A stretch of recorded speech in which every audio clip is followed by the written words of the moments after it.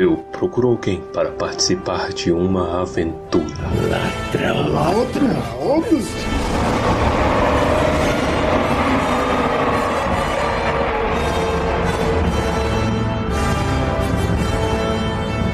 Oh, mare, senhoritos e senhoritas. O meu nome é Pedro. Meu nome é Torres. Meu nome é Baessa. E sejam bem-vindos a mais um episódio de Tumba do Balim.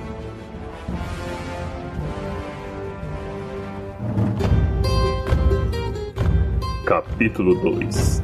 Carneiro assado. Esse capítulo começa na manhã seguinte ao capítulo anterior. Como vocês devem se lembrar, espero que tenham ouvido, caso não, voltem lá no primeiro episódio. O capítulo anterior terminou com os anões indo dormir e todo mundo indo descansar.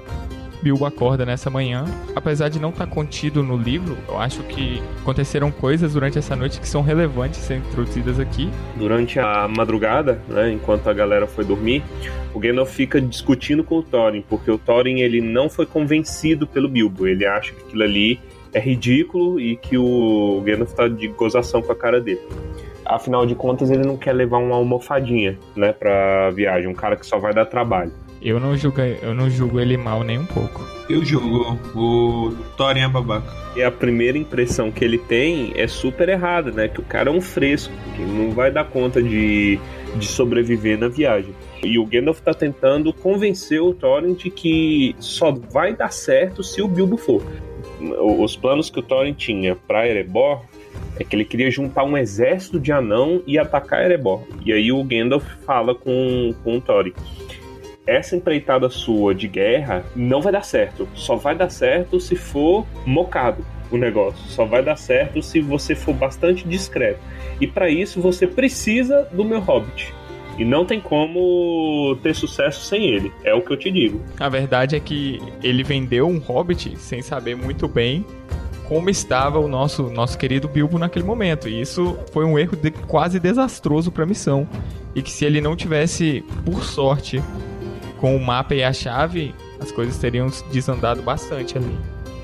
Então, aí o Bilbo acorda e meio que finge que nada aconteceu e vai lavar vasilha.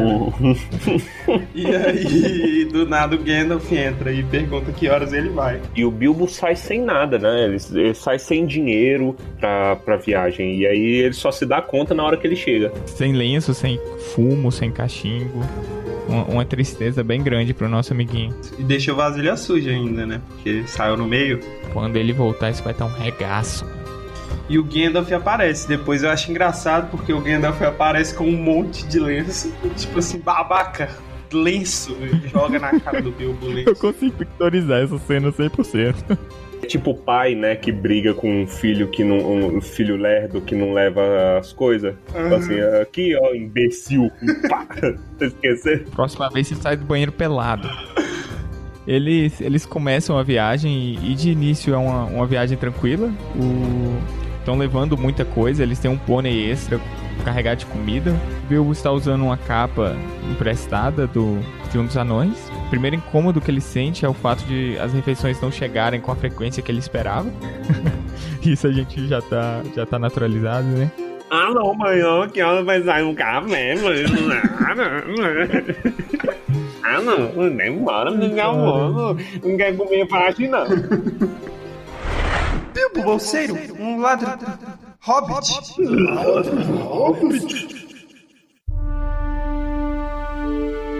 Ocorre uma passagem de tempo aqui. Eles levam um tempo considerável nessa cavalgada, né? Todos de pônei. E o Tolkien vai descrevendo as paisagens. E uma coisa que é muito interessante, que conforme fui lendo eu percebi, fica bem claro por onde eles estão passando. Eles começam passando pela Vila dos Hobbits e vão seguindo o caminho. E ainda tem Hobbit, né? Eles estão andando justamente pela terra do condado. O Bilbo elogia muito eles mesmos nesse tempo. Estamos passando pela terra do condado, onde tudo é bem cuidado, habitada por gente decente, boas estradas. Exato. Depois que eles saem do condado, onde eles chegam? Eles chegam numa terra onde as pessoas cantam canções esquisitas, de gente estranha, né? E você entende que é Bree. Bree é um vilarejo em que reúne pessoal de vários cantos da Terra-média. E quanto mais para leste eles vão andando, mais desolado vai ficando, mais abandonado vai ficando o caminho. E isso é algo muito interessante, que é aí que você vê a construção de mundo do Tolkien. A província do norte, no tempo em que está acontecendo a história, é uma ruína. Não tem cidade, não tem reino mais. É só desolação. E aí, quanto mais para leste eles vão andando, mais desolado vai ficando o caminho. Até que eles param de ver gente, param de encontrar gente na estrada. É interessante porque isso aí tem uma história por trás disso que não faz parte do Hobbit. É uma história muito anterior ao Hobbit. Essas partes em que eles estão andando foram arrasadas há muito tempo, depois da derrota do Sauron, porque deu muito problema ali. Chegou um rei bruxo, que era servo do Sauron, um dos Nazgûl, teve guerra civil, teve peste, teve um monte de coisa. Então a galera morreu aos montes ali. E onde era um lugar muito bonito e era um reino próspero, virou uma coisa decadente.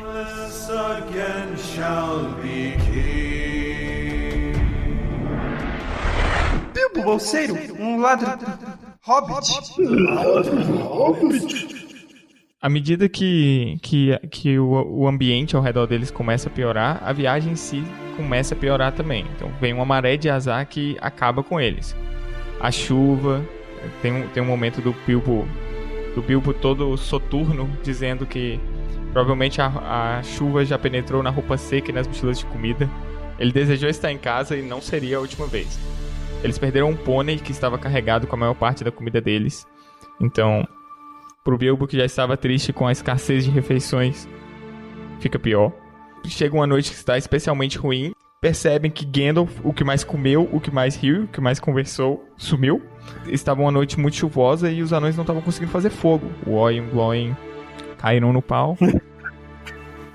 Porque isso é até engraçado, porque o Tolkien faz um comentário em cima dizendo: os anões conseguem fazer fogo em praticamente qualquer lugar, usando praticamente qualquer coisa, com ou sem vento. Mas não conseguiram, ele não disse por quê, entendeu? Simplesmente assim. É o dia ruim, né? Eu não deveria ter saído da cama nesse dia. Você não deveria ter saído da cama, não deveria ter chamado o Gandalf pro café. Eu acho que todo o livro do Hobbit pode ser resumido em: não chame o Gandalf pro café. Eu tenho a impressão de que essa coisa é expectativa versus realidade. E não só os anões. Você pode parar pra pensar até em outros personagens que também têm fama de que são fodões e tudo mais, mas em momentos de precisão falham. Pode ser, é uma possibilidade. Até porque muitas coisas se perdem com o tempo. Então, se você for ver as habilidades que os elfos tinham no passado, hoje eles já não carregam isso mais com eles. Eu acho que esse segundo capítulo, ele serve mais para estabelecer que os anões também são falíveis, são falhos. Por mais que eles desconsiderem a figura do Bilbo, e chega um momento em que eles não conseguem fazer um fogo. Então eles também não estão completamente preparados para essa missão que está por vir. E no meio do quebra-pau todo, Balin enxerga uma fogueira. Os anões enxergam ali uma possibilidade de testar o Bilbo, a primeira missão para o Bilbo, e o manda investigar o que é a fogueira, quais criaturas circundam aquele fogo. Afinal, é para isso que serve um ladrão. Eles mandam o Bilbo lá para descobrir exatamente o que está acontecendo ali. Eles falam que se acontecer algum problema, o Bilbo devia piar 2 vezes como uma coruja e 1 vez como um mocho. Só que o Bilbo não sabe piar como uma coruja, e eu pessoalmente nem sei o que é um mocho. Eu confundo piada de coruja com pombo. Quer ver? Imita uma coruja. Viu? Eu confundo. Tá ok, né? Como o Bilbo Roceiro não sabe. Bilbo Roceiro.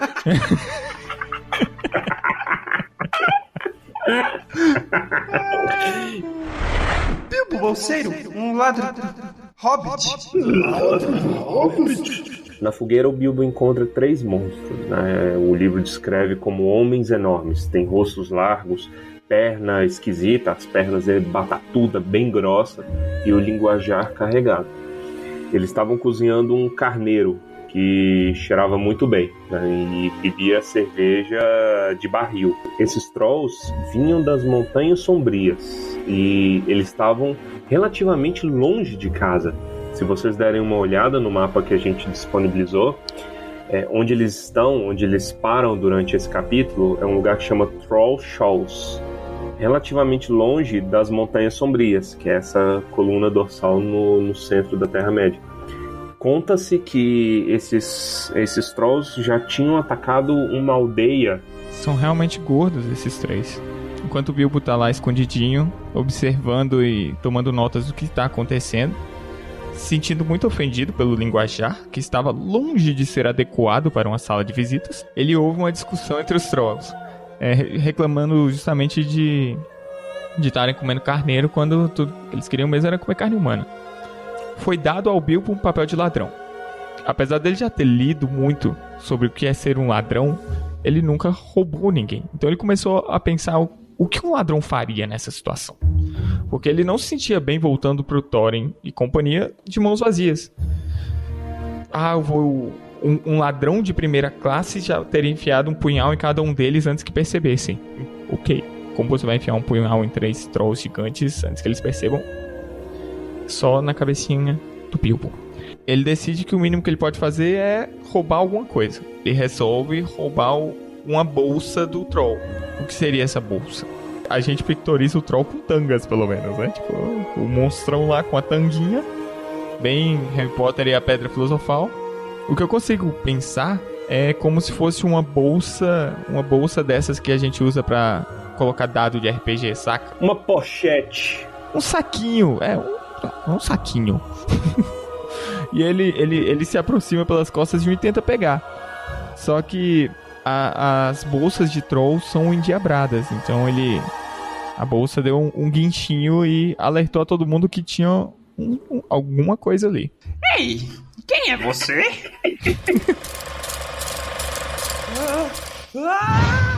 Caramba, Bert.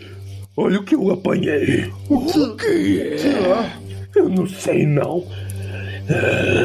O que é você? Bilbo Bolseiro, um ladrão... Hobbit. Ladrão Hobbit? De qualquer maneira, o que um ladrão Hobbit tem a ver com o meu bolso? E não se cozinham eles? A gente pode tentar. Não ia render mais que um bocado. Não quando eu estiver esfolado e desossado. Talvez tenha mais 10 por aqui. E podemos fazer uma torta. Ei, você tem mais do seu tipo espreitando por essa floresta, seu coelhinho sujo? Sim, um monte. Nenhum. O que quer dizer? O que estou dizendo é... Por favor, não me cozinhem, bondosos senhores.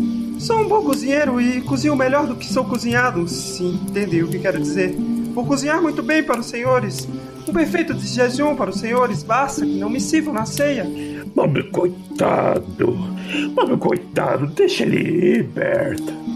Não, até que ele diga o que quer dizer com um monte e nenhum. Não quero que me corte a garganta enquanto durmo. Segura os pés dele no fogo até que fale. Não vou permitir. De qualquer jeito, quem pegou ele fui eu. Você é um grande idiota, como eu já falei hoje mesmo. E você é um... Eu não vou aguentar isso de você, Bill Huggins. Logo estavam agarrados, quase rolando para cima da fogueira, chutando, esmurrando, enquanto Tom golpeava ambos com um galho para devolver-lhes o bom senso. Ai, pai, para! E isso, é claro, só os deixava mais furiosos que nunca. Aquele teria sido o momento para Bill sair de lá.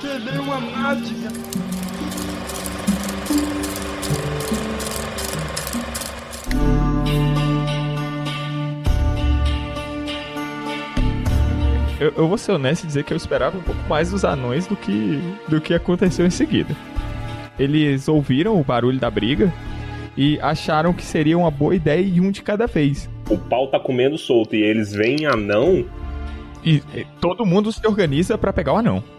Porque existe um ódio intrínseco para com anões por parte dos Trolls. Então a briga ali morre na hora e tá na hora de pegar os anões.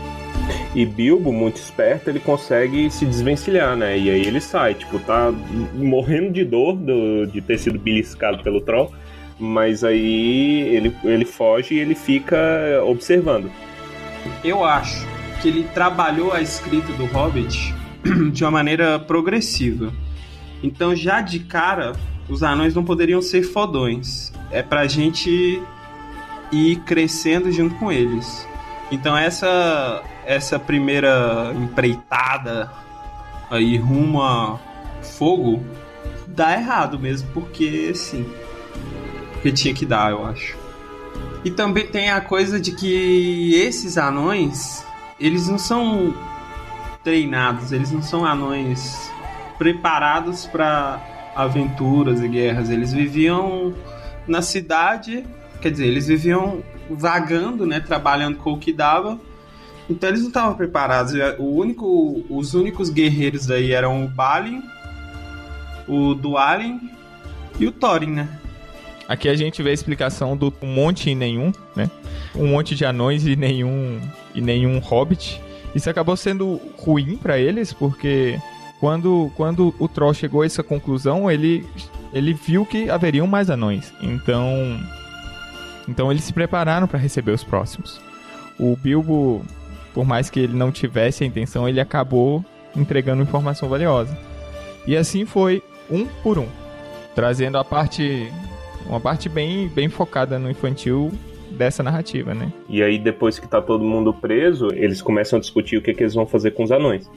E aí, eles ficam perdendo tempo, brigando e desentendendo. Não, a gente tem que sentar neles. Não, a gente tem que... Em meio a essa discussão deles de como vamos comer os anões... No sentido bíblico ou gastronômico? O Gandalf retorna. Estuprar as casas. Como é que... Queimar as mulheres. Isso. Nós somos os Godos, os mais terríveis bárbaros do mundo. Por onde passamos, deixamos um rastro de destruição.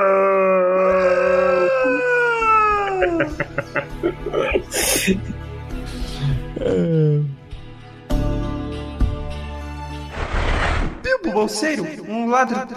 Hobbit. Vocês já pararam pra pensar onde o Gandalf ia, o que ele fazia? Eu tenho a impressão de que o Gandalf tava ali observando tudo, sabe? Ele sabia que não ia dar merda. Porque ele conhece Trolls, ele sabia que os Trolls eram burros. E aí ele deixou pra chegar no fim. Eu tenho a impressão, o Gandalf é muito... O Gandalf, ele vai pra frente pra bater o caminho. Porque ele tá relativamente preocupado com o caminho que eles estão tomando. O Gandalf, ele nota a desolação que tá naquela terra. Ele ouve rumores desses trolls, né, chegando, e isso preocupa muito eles. Por quê? Não é normal ter troll tão longe das montanhas. Se tem troll longe das montanhas, é porque tem alguma coisa ruim inspirando eles, né, motivando eles a explorarem, vamos dizer assim. E aí, quando ele se dá conta disso, ele volta. Ele fala, não, eles precisam de ajuda. E aí eis que ele aparece e ajuda os anões. Ele começa a enrolar os trolls com ventriloquismo, né? A informação principal aqui é que os trolls são burros. E que os trolls viram pedra com o sol. Ele começa a entrar na discussão dos trolls e colocar um contra o outro. E isso é muito eficiente. Inclusive, se você nunca usou isso na sua vida, você não sei em que mundo você tem vivido, mas como alguém que sofreu um certo bullying no ensino fundamental, posso dizer que já usei bastante e já vi muitos bullies brigando entre si. Funciona perfeitamente, tá aprovado. Com ventriloquismo, Pedro levava um boneco pra escola.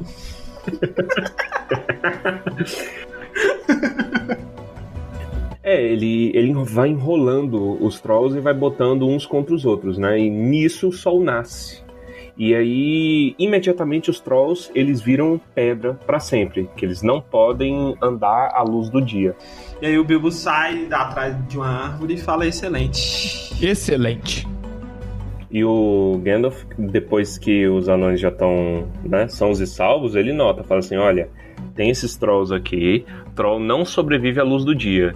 E eles estão muito longe das Montanhas Sombrias, então deve ter alguma caverna aqui perto que eles estavam se abrigando. Então bora lá, vamos ver, porque normalmente caverna de troll é igual a tesouro. Hora do loot, né? Um dos maiores itens mágicos do Hobbit já aparece aqui, que é a nossa querida ferroada. E a Glandrin, né? Isso. 2 espadas ornamentadas, que claramente não foram feitas por homens, muito menos por monstros. Apesar de Gandalf não conseguir ler o que estava escrito, então isso levanta questionamento sobre ter sido feito por elfos. Mas, de fato, nós sabemos que foi escrito por elfos e só não faz sentido mesmo Gandalf não ter conseguido ler aquilo. Isso é uma pergunta que incomodava muito o próprio Tolkien.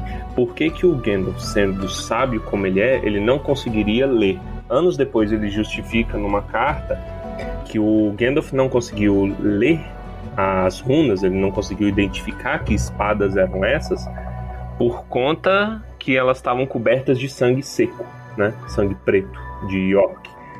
São 3 espadas que eles encontram, né? A Glamdring, que o Gandalf encontra, Orcrist, que é outra espada que fica pro Thorin, e Ferroada, que não tem nome.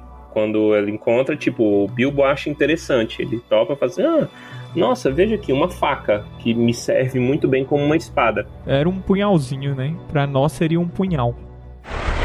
Bilbo Bolseiro, um ladrão. Hobbit. Hobbit? Então é isso, encerramos aqui mais um episódio de Tumba do Balim, nosso segundo episódio. De críticas, sugestões, piadas ruins, qualquer coisa, gente, manda pro nosso e-mail tumbadobalim@gmail.com. Você pode achar nossa página no Facebook, você pode achar nossa página no Instagram. Siga a gente, cola com nós que só vai ficar melhor. Vamos agora então para as considerações finais e extremamente sucintas da nossa equipe sobre o capítulo que se passou. Torres. Eu posso resumir aqui na melhor frase, o Rogerinho. Bilbo Roceiro. Encerro aí a minha informação. Baessa. Tem uma frase do Gandalf que ele vira e fala pro Bilbo assim, ó: não interrompa. É isso. Ai, meu Deus. E por mim, eu acho que o maior aprendizado foi, de fato, a paulada pra trazer bom senso. Isso aí, ô Rogerinho, o pedaço de pau é a arma do diálogo. Você entra numa briga com um pedaço de pau, a pessoa já quer conversar.